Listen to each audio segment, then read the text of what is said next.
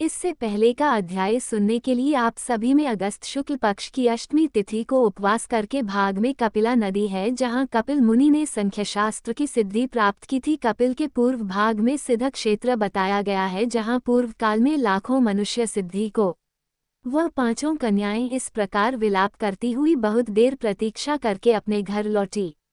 जब घर में आई तो माताओं ने कहा कि इतना विलंब तुमने क्यों कर दिया। तब कन्याओं ने कहा कि हम किन्नरियों के साथ क्रीड़ा करती हुई सरोवर पर थी और कहने लगी कि आज हम थक गई हैं और जाकर लेट गईं।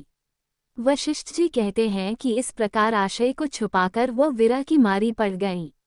उन्होंने घर में आकर किसी प्रकार की क्रीड़ा नहीं की। वह रात्रि उनको एक युग के समान बीती। सूर्य नारायण के उदय होते ही वह अपने आप को जीवित मानती हुई माताओं की आज्ञा लेकर गौरी पूजन करने वह कन्याएं वहां पर जाने लगी। उसी समय ब्राह्मण भी स्नान करने के लिए सरोवर पर आया। उसके आने पर कन्याओं ने वाह वाह किया जैसे कमलिनी प्रातः काल सूर्योदय को देखकर कहती हैं। उसको देखकर उनके नेत्र खुल गए और उस ब्रह्मचारी के पास चली गई। आपस में एक दूसरे का हाथ पकड़कर चारों तरफ से उसको घेर लिया और कहने लगी कि मूर्ख, उस दिन तू भाग गया था लेकिन आज नहीं भाग सकता। हम लोगों ने तुमको घेर लिया है।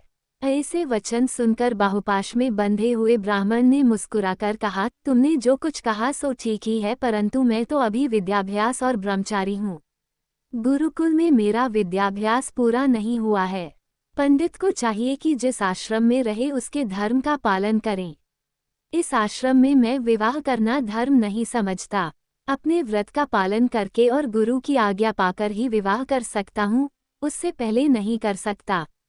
ये बात सुनकर वह कन्याएं इस प्रकार बोली जैसे वैशाख मास में कोयल बोलती है।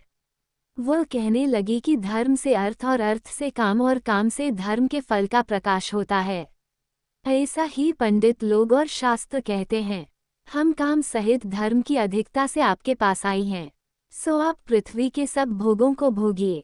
उस ब्राह्मण ने कहा कि तुम्हारा वचन सत्य है, किंतु मैं अपने व्रत को समाप्त करके ही विवाह कर सकता हूँ, पहले नहीं कर सकता। तब वे कन्याएं कहने लगी कि तुम मूर्ख हो। अनोखी औषधि, ब्रह्म बुद्धि, रसायन सिद्धि, अच्छे कुल की सुंदर नारियां तथा मंत्र जिस समय प्राप्त हों तभी ग्रहण कर लेना चाहिए। कार्य को टालना अच्छा नहीं होता। केवल भाग्य वाले पुरुष ही प्रेम से पूर्ण, अच्छे कुल से उत्पन्न स्वयं वर चाहने वाली कन्याओं को प्राप्त होते हैं। कहाँ हम अनोखी नारियां, कहाँ आप तपस्वी बालक। ये बेमेल का मेल मिलाने में विधाता की चतुराई ही है। इस कारण आप हम लोगों के साथ गंधर्व विवाह कर लें।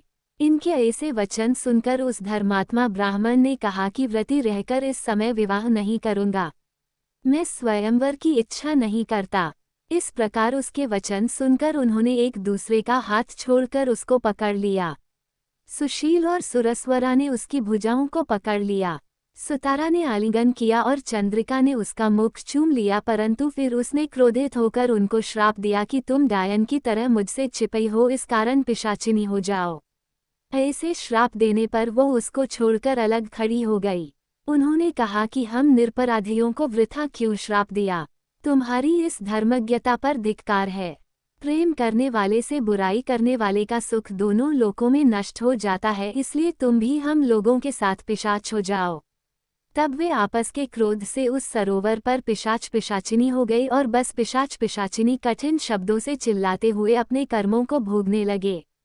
वशिष्ठ जी कहने लगे कि हे राजन, इस प्रकार वह पिशाच उस सरोवर के इधर उधर फिरते रहे। बहुत समय पश्चात मुनियों में श्रेष्ठ लोमश ऋषि पौष शुक्ला चतुर्दशी को उस अच्छों सरोवर पर स्नान करने के लिए आए। जब क्षुधा से दुखी इन पिशाचों ने उनको देखा तो उनकी हत्या करने के लिए गोल बांधकर उनको चारों तरफ से घेर लिया। वेदनिधि ब्राह्मण भी वहां पर आ गए और उन्होंने लोमश ऋषि को साष्टांग प्रणाम किया। वे पिशाच ऋषि के तेज के सामने ठहर न सके और दूर जाकर खड़े हो गए। वेदनिधि हाथ जोड़कर लोमश ऋषि से कहने लगे कि भाग्य से ही ऋषियों के दर्शन होते हैं।